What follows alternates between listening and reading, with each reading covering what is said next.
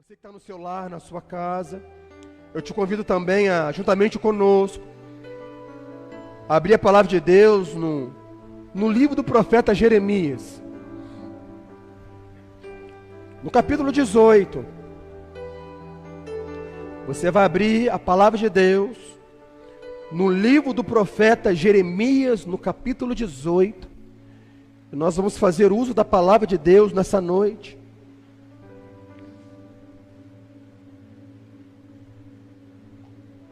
Um texto que Deus soprou no meu coração.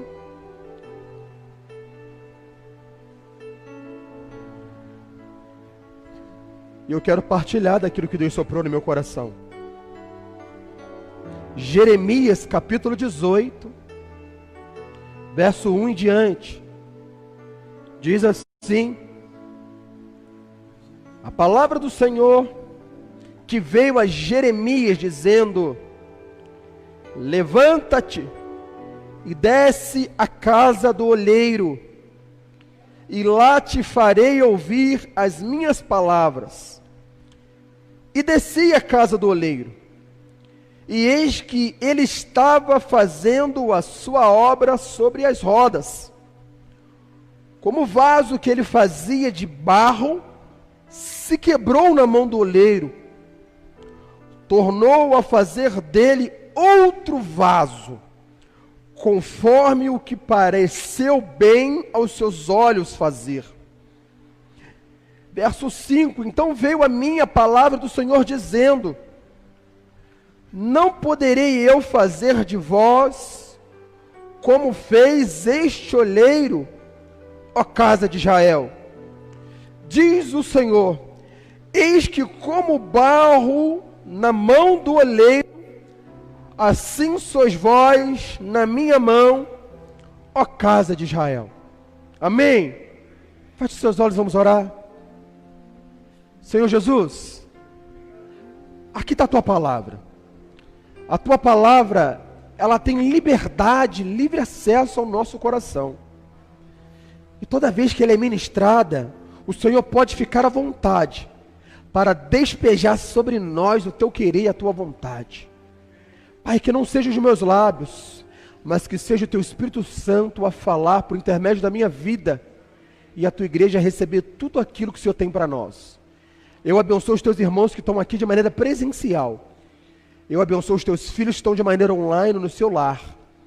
Que eles venham aprender e receber na íntegra tudo o que o Senhor tem para nós. No nome de Jesus Cristo. Amém. Graças a Deus. Sente, meu irmão, sente, minha irmã. Toda vez que eu leio esse texto, toda vez que eu estudo esse texto, Deus ele ministra no meu coração uma canção que é do início da minha conversão. É uma canção que sempre quando eu tinha grandes desafios, eu estava me deparando com situações novas para enfrentar, e eu ouvi uma canção, e aquela canção sempre penetrava dos meus ouvidos e adentrava o meu coração. E ali eu cantava bem baixinho e ficava ali meditando todavia naquela canção, que tinha como estribilho dizendo assim: ó Senhor, eu quero estar disponível em tuas mãos. A minha vida eu quero te entregar em total consagração. Eu nasci para te servir, eu sou escravo da tua graça. Eis minha vida a dirigir como olheiro, como barro em suas mãos. A minha voz não está muito boa hoje, mas se pudesse cantar um refrão, eu quero que vocês me perdoem neste momento, mas me deu vontade de cantar só um pedacinho, que diz assim: ó Senhor, tu és meu Deus, és o olheiro e eu sou barro. Ó Senhor, tu és meu Deus, faça de mim, Senhor, segundo o teu querer. Essa canção ela é tão profunda e fala tanto comigo, porque toda vez que eu leio esse texto do vaso do oleiro, eu vim entender o que Deus pediu para Jeremias. Jeremias, ele teve um legado diante de Deus muito importante. Ele foi um dos profetas maiores, que ele não profetizava coisa boa, era só coisa ruim, era só tragédia, era só calamidade. Ele só passava notícia ruim para os outros, mas tinha que ter alguém para passar notícia ruim, e esse alguém era Jeremias. Só que chegou um dado momento de Deus chegar para Jeremias e falar assim: Jeremias, dispõe-te, desce para a casa do olheiro. Então Deus começa a ministrar no coração de Jeremias algo que ele queria falar a respeito do povo de Israel.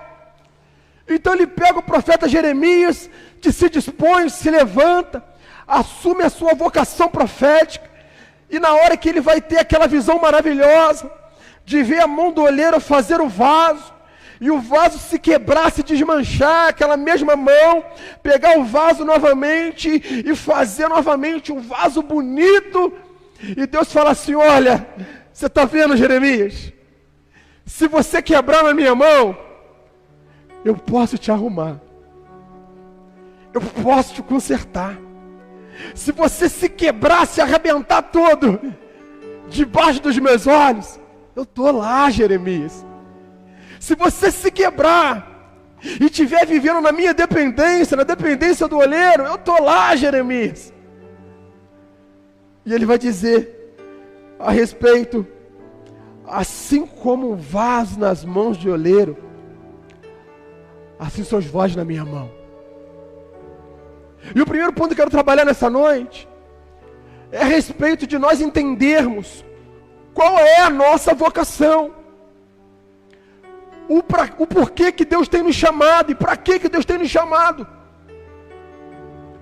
Quando Deus chama Jeremias para ser profeta, ele não chega para Jeremias e fala assim: Jeremias, tu só vai profetizar coisa boa. Jeremias, tu só vai profetizar para o povo de Israel que vai cair chuva no deserto. Jeremias, tu só vai profetizar para o povo de Israel, olha, que não vai faltar o alimento para eles. Jeremias, tu só vai profetizar para o povo de Israel coisas boas, coisas belas, coisas lindas. Não, pelo contrário, Deus chama Jeremias e fala assim: Jeremias, dispõe-te, levanta, a sua vocação é profética. Olha, o profeta vai falar coisa boa, mas vai falar coisas que tem que vir de juízo, de conserto também. Jeremias, tem que ter alguém para poder denunciar, delatar, anunciar das verdades de Deus. Se tiver alguém fora, longe daquilo que Deus pede, tem que ter um profeta para falar assim: olha, volta para cá. Volta para cá. Você já ouviu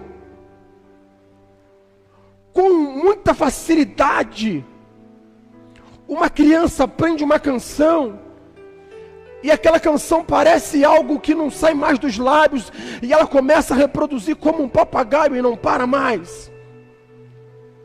Se ela aprende um cântico, um louvor, meu irmão, amém, glória a Deus. Mas se ela aprende músicas que não são canções, que não são música de adoração, ela vai ficar com aquilo na cabeça, martelando e cantando, não sabendo nem o que significa, o que é, mas vai falar e vai reproduzir. Mas qual é a nossa vocação? Qual que é o meu chamado profético? A gente coloca sobre nós que o profeta é somente aquele que ou que estudou, ou que se preparou, ou que fez algum curso, ou que puseram as mãos sobre ele, foi.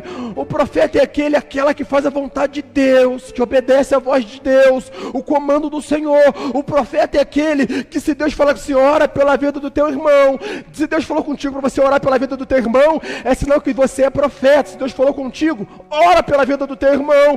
A gente tem mania de achar que o profeta é o outro, é aquele que está longe. Não é comigo, mas é contigo. Deus te chama de profeta, te chama de Jeremias. Está no momento que chegou para nós, no momento de pandemia, para a gente se levantar. Ei, se levante, fale com o povo que a pandemia está aí, mas o Deus de toda a terra está aí para ministrar cura e saúde. Se desponte, vai para a casa do olheiro. Você é profeta. Você pode falar isso, você pode profetizar isso.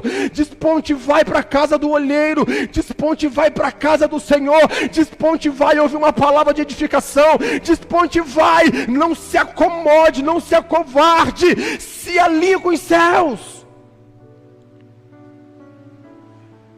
O nosso Deus, ele fala com Jeremias, e Jeremias, ele não se esquiva. Ele bota a cara para bater e vai ver o que Deus quer mostrar para ele. Deus chega para ele e mostra algo que meios naturais, está falando assim, olha, se você vai para perto do olheiro, tu está indo para perto do fogo, porque aonde está o olheiro tem fogo, porque o barro só pode ser aprumado, feito com argila, se tiver o fogo. Se não tiver fogo, meu irmão, o barro ele não pega consistência. Muito obrigado, Miguel, Deus te abençoe. É necessário que tenha fogo. Então quando Deus chega para Jeremias, Jeremias vai para a casa do olheiro, Jeremias vai para o meio do fogo, Jeremias vai para o meio do tição. E quando se fala de tição, eu lembro de John Wesley. John Wesley, na sua infância, na sua pequenina idade, com 5 anos, a sua casa pega fogo, começa a pegar fogo, seus irmãos saem, correm, seus pais também fogem, correm, e fica John Wesley lá no fogo. Então o bombeiro chega, tira ele, e tem uma frase que é uma tônica do metodista: um tição tirado do fogo. Então é necessário, meu irmão, para me estar disponível nas mãos de olheiro, eu tenho que passar no fogo, eu tenho que me aproximar do fogo, eu tenho que suar, porque o fogo faz suar. No fogo ninguém sente frio, no fogo a gente sente calor, o calor do Espírito Santo, o calor de Deus. E quando se fala de calor, meu irmão, fala que você não pode estar sozinho, você tem que estar junto com alguém. Então quando ele fala assim, desponte, vai na casa do olheiro, e ele vai se deparar com aquele calor. Aquele calor, ele vai fazer com que os seus pecados, as suas imperfeições, elas vão ser colocadas à prova, questionadas. No calor, o ouro é ferido. No calor, o diamante, ele vai ganhar uma robustez melhor. No calor, o crente é provado naquilo que ele é. No calor, a minha vocação profética, ela é aguçada. No calor, meu irmão, eu vou saber quem eu sou. No calor, na pressão eu vou saber quem tu és. Enquanto está tranquilo, está bom demais. Mas no calor, vai aguçar a minha natureza. Daquilo que eu fiz, daquilo que eu aprendi, daquilo que eu nutri, daquilo que eu busquei no Senhor. No calor, as coisas vão sendo colocadas em ordem. Por que no calor? Porque no calor vai colocar diante dos céus e terras quem eu sou e quem eu quero. No calor vai colocar quem eu sou e quem eu quero. Por intermédio do calor, se tiver algum detrito no barro, ele não pega consistência. É necessário o calor, porque o calor deixa o barro mole, depois endurece. Mas se tiver alguma coisa imperfeita, dá tempo de arrancar com a mão. Por isso eu tenho que estar no calor. Um outro ponto desse texto que eu acho muito interessante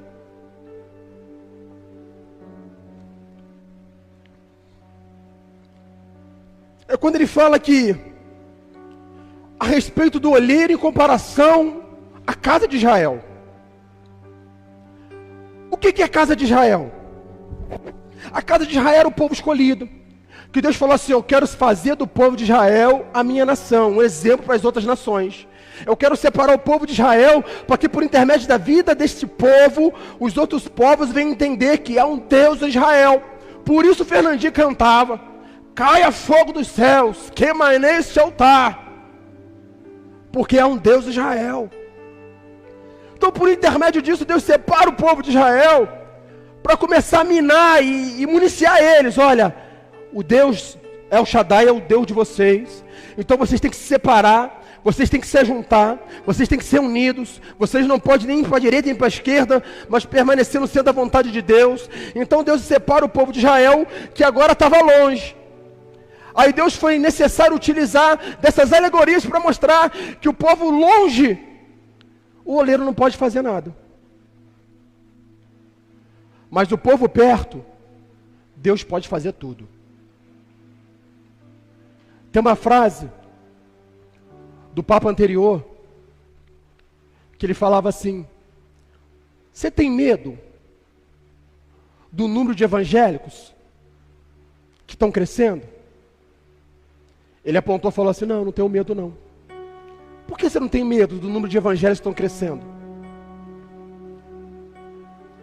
Porque no meio deles não há unidade. Um católico é católico em qualquer lugar.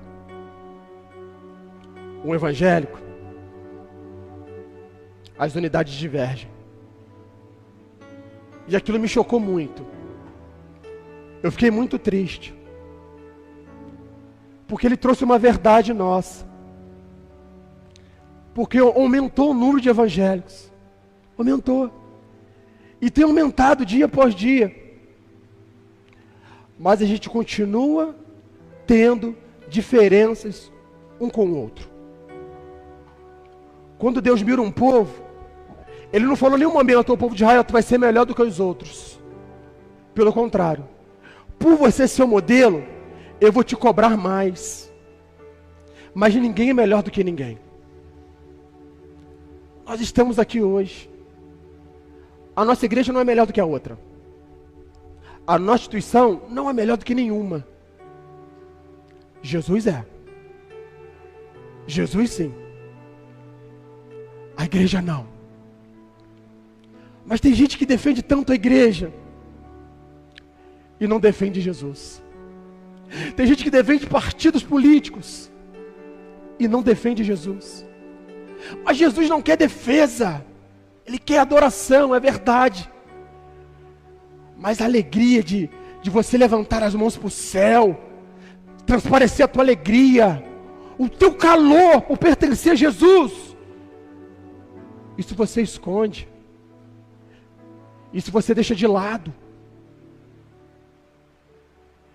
E Jesus vai falar novamente na sua palavra: ei, se você me confessar diante dos homens, eu vou confessar a você diante do meu Pai.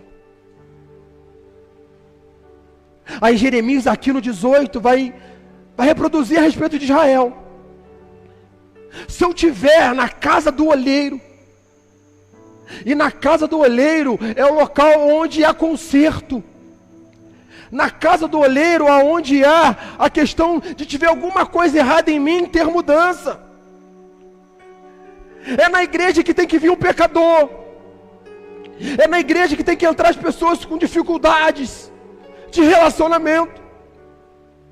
É na casa do olheiro que tem que ter pessoas que não conseguem avançar na vida. É na igreja que tem que ter pessoas que querem brigar. Não, pastor, que brigar não, chega de briga. Não, mas é aqui. É porque é o olheiro que vai arrancar, que vai tirar, que vai moldar, não é lá fora. É na casa do olheiro. É dentro da igreja, meu irmão, que a gente tem que vir para chorar, para pisar um no pé do outro. E o olheiro ir e falar assim: ó, você não pisa mais no pé de ninguém não. O teu pé é grande, machuca o pé dos outros. Ele não precisa mais bofetear ninguém não, a tua mão é grande, está machucando a face dos outros. Ele não precisa falar mal de ninguém não, a tua língua é grande, já está falando mal dos outros. É aqui dentro que a gente é consertado e corrigido. É aqui dentro que o nosso Deus, o olheiro, Ele vai falar: Senhora, fica perto de mim, porque perto de mim eu consigo quebrar, e na mesma hora que eu quebro, eu faço um vaso novo. Fica perto de mim, porque perto de mim eu consigo restaurar a tua vida por completo. Fica perto de mim, porque perto do olheiro, meu irmão, a tua vida, a tua casa, a tua família, ela é reconstruída no Senhor. De repente tu acha que o problema lá na tua casa é do teu marido, é do teu filho, e o problema é contigo. De repente você acha que o problema é com o teu sogro, com a tua sogra. O problema é contigo. De repente você bota a culpa no papagaio, no periquito, no cachorro, e o problema é contigo. Você vê problema em tudo, o problema não é em tudo, o problema é contigo. Fica perto do olheiro. Se aproxima do olheiro. Ele pode fazer alguma coisa e Ele quer. O verso 7 vai dizer: e no momento em que eu falar contra uma nação e contra um reino para arrancar ou para derribar e para destruir, e se tal nação contra a qual falar se converter da sua maldade, também eu me arrebentarei do mal que pensava em fazer contra ele. Está dizendo assim: olha, meu querido, se eu estou muito longe daquilo que Deus quer, eu preciso me aproximar, porque Deus vai se arrepender de todo o mal contra mim.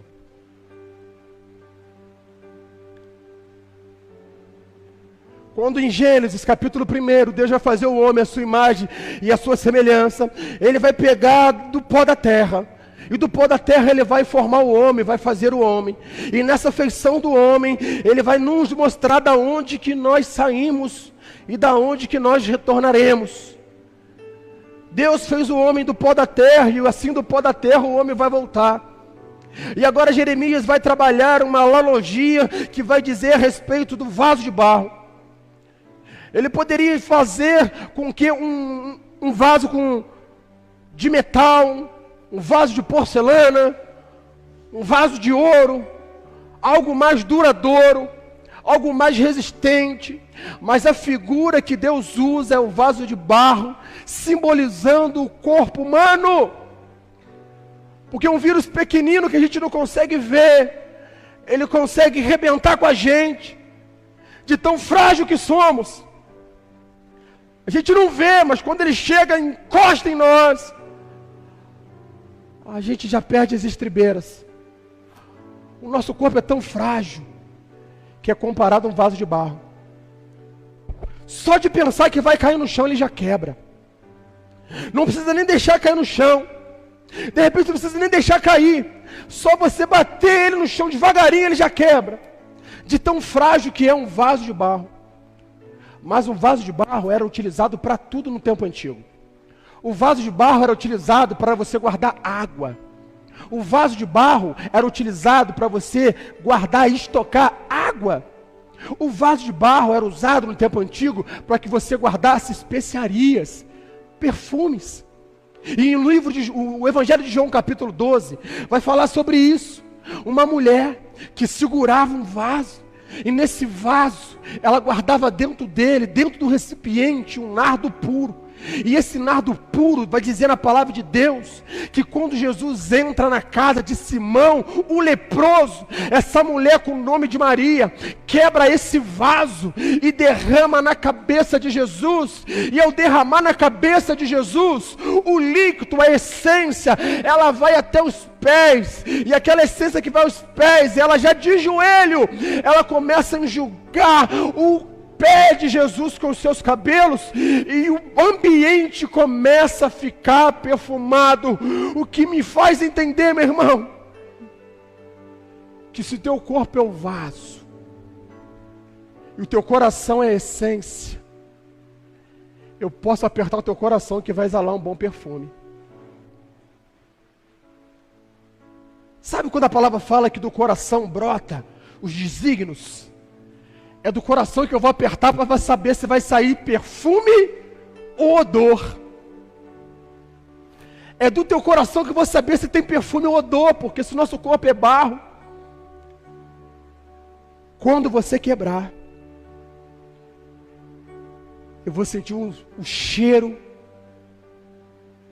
da essência que está dentro desse vaso de barro. Ei, Jeremias, desce a casa do oleiro. Eu quero concluir nessa noite. Aquela mulher quebrou o vaso. Um moço chamado Judas Iscariotes falou assim: ei, que desperdício. Poderíamos ter dado isso para os pobres num custo de 300 moedas de prata. Que desperdício. O vaso desse moço, quebrado, não tinha nada dentro. E ele começou a ver e questionar a adoração dos outros.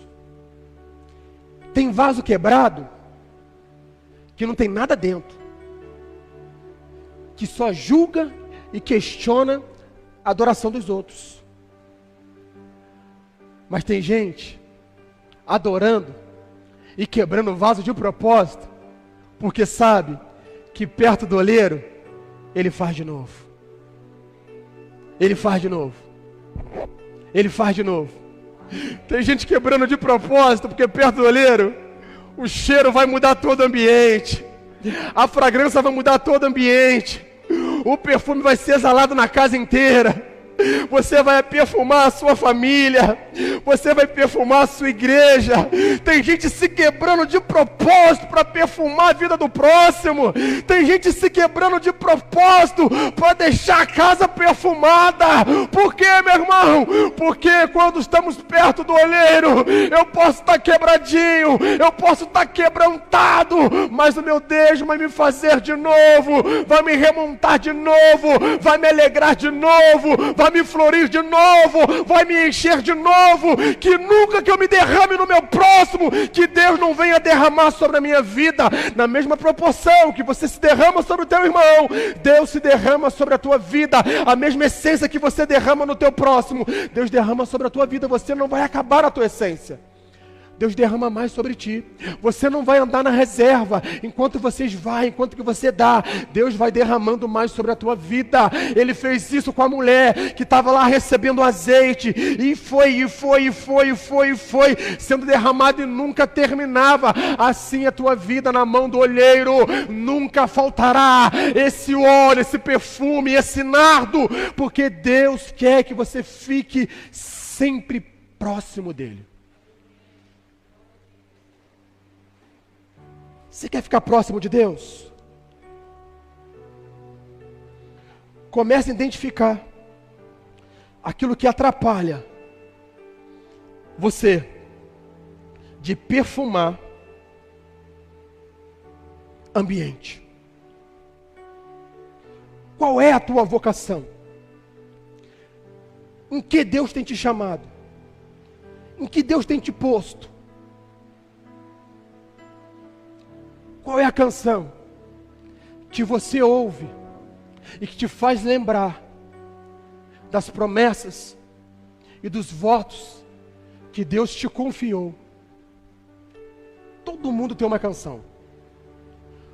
Todo mundo tem um cântico que nos faz lembrar das promessas e votos que Deus confiou para nós.